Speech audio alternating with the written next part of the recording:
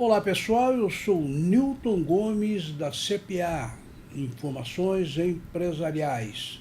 A nossa empresa é da cidade de Sorocaba, estado de São Paulo, e é uma empresa dedicada à análise da legislação tributária, da legislação societária, da legislação contábil e também da legislação trabalhista e previdenciária.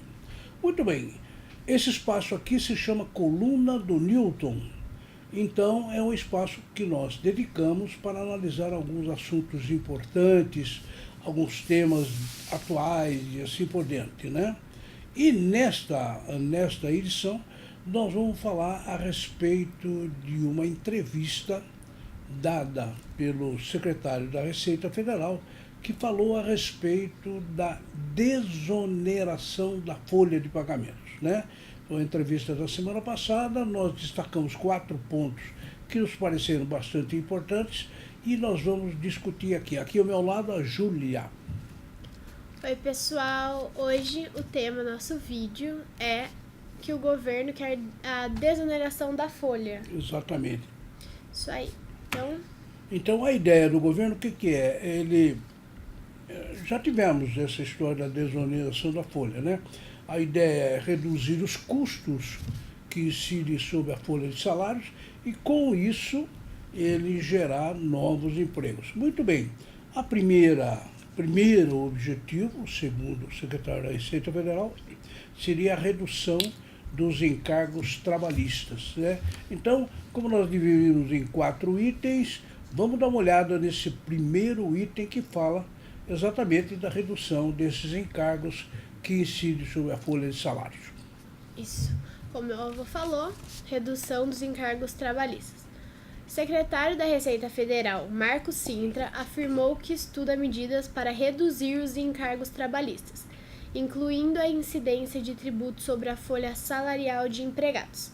Ele disse que estamos trabalhando muito nisso, como desonerar a folha de salários, como reduzir os encargos trabalhistas e fazer com que a economia brasileira gere empregos. Muito bem, então a ideia do governo, segundo o Marcos Cintra, seria reduzir o custo da folha de salários, principalmente os encargos, etc. Você tem um custo de contratação de empregado menor, mais barato. Isso quer dizer que vai incentivar as empresas a empregarem mais, né? Isso vai, pelo menos no entendimento do governo, isso vai gerar novos empregos. É bom lembrar que há algum ano atrás, em 2 anos atrás, nós tivemos uma figura da desoneração da folha de pagamento, que foi substituída por uma contribuição sobre a receita das empresas.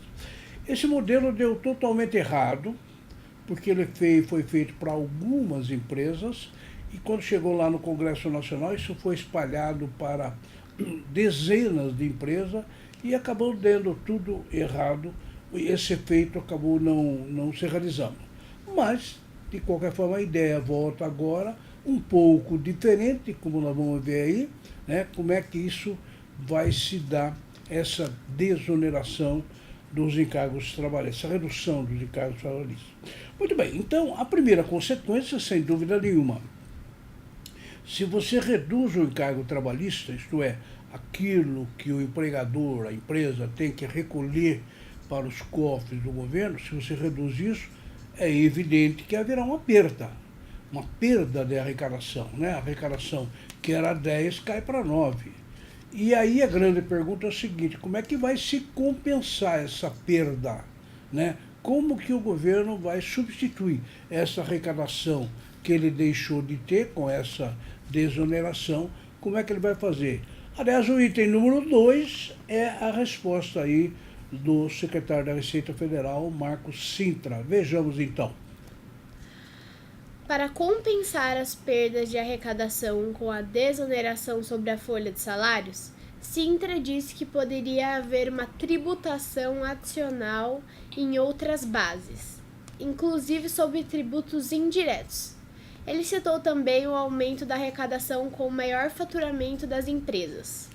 Muito bem, então percebe-se aqui que o governo, pelo menos a autoridade aí, ele imagina que haverá uma perda, sem dúvida nenhuma, se você reduzir os encargos trabalhistas na folha, haverá uma perda da arrecadação. Só que são dois caminhos que ele pode trilhar para que essa perda seja amenizada ou inutilizada. Primeiro, uma tributação adicional em outras bases. Isto é, se você tributa a folha e deixa de tributar a folha, você tem que tributar outra coisa, para que você tenha a mesma arrecadação, né? E que outra coisa será?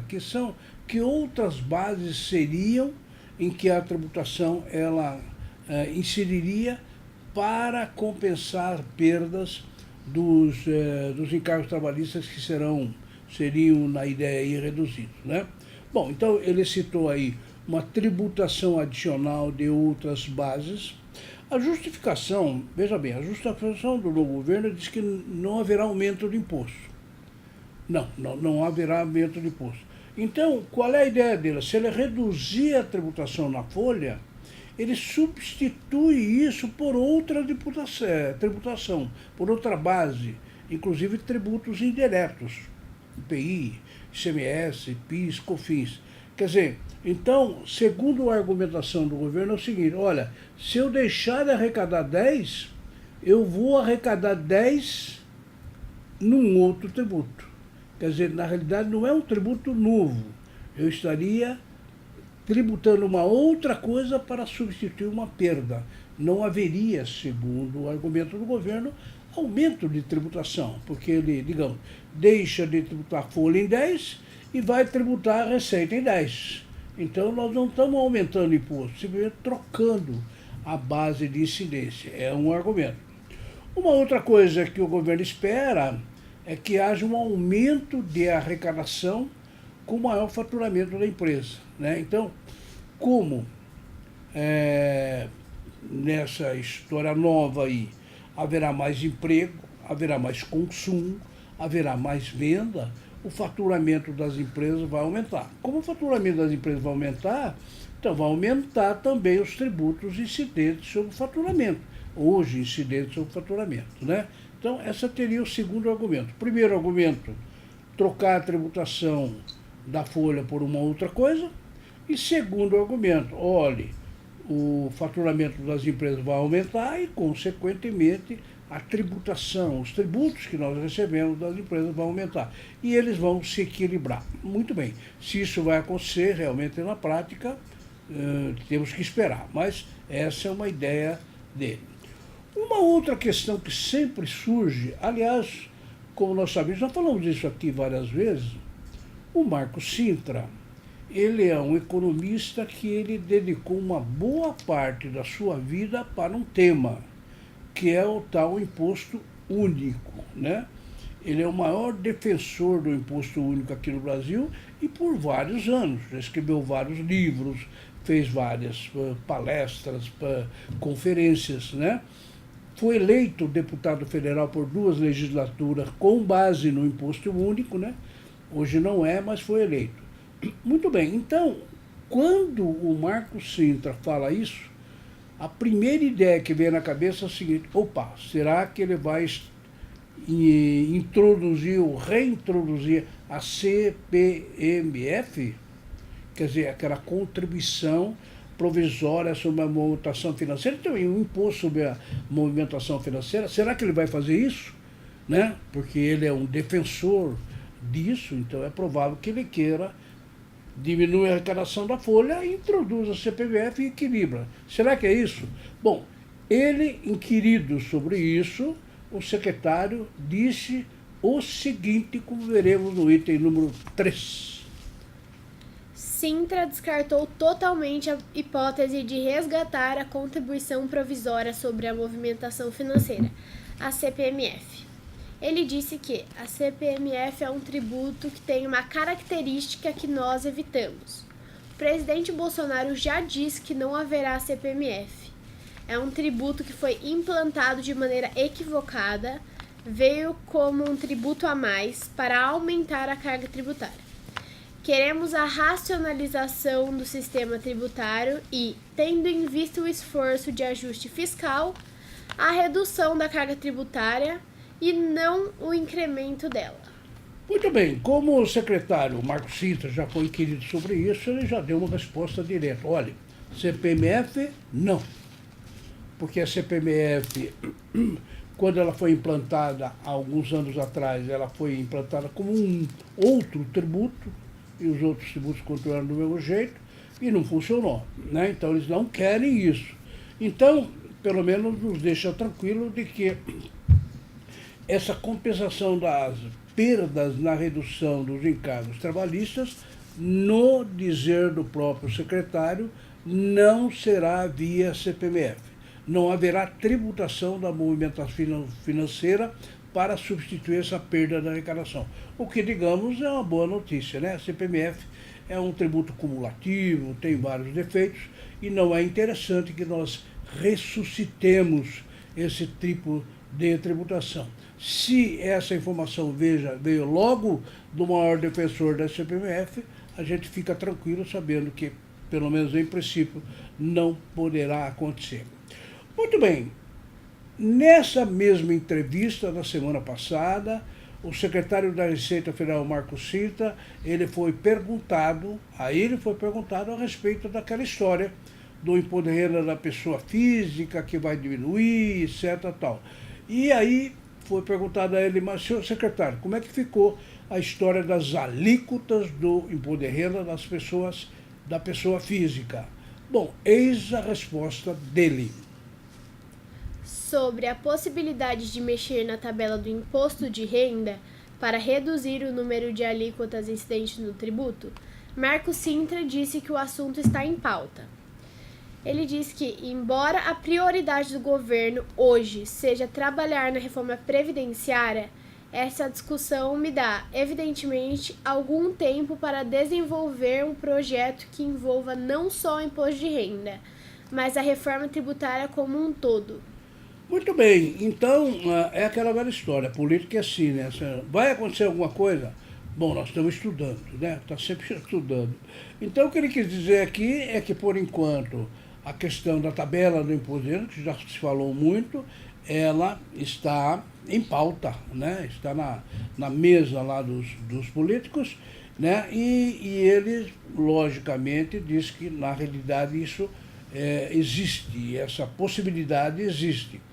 Agora, como ele diz que o foco hoje principal é a reforma tributária, não tem dado muito tempo de discutir isso aí, mas ele dá uma informação alvissareira, pelo menos uma informação otimista.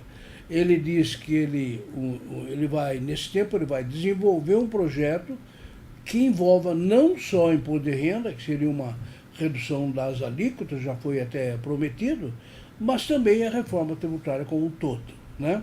Então, é uma grande esperança que a gente sabe que continua na mesa do governo a história da redução das alíquotas do imposto de renda da pessoa física, que não deixa de ser um custo na folha lá, né? E que também, além disso, o governo continua estudando uma reforma tributária que a gente tem discutido muito. Muito bem, pessoal, então em resumo está aqui: reduzir encargo trabalhista, compensar as perdas com algum tipo de tributação ou com aumento da receita. CPMF, não vai haver, ótima notícia. E a questão da alíquota do imposto de renda da pessoa física continua sendo estudada. E a gente tem esperança que logo haja alguma novidade. Ok, Juliana?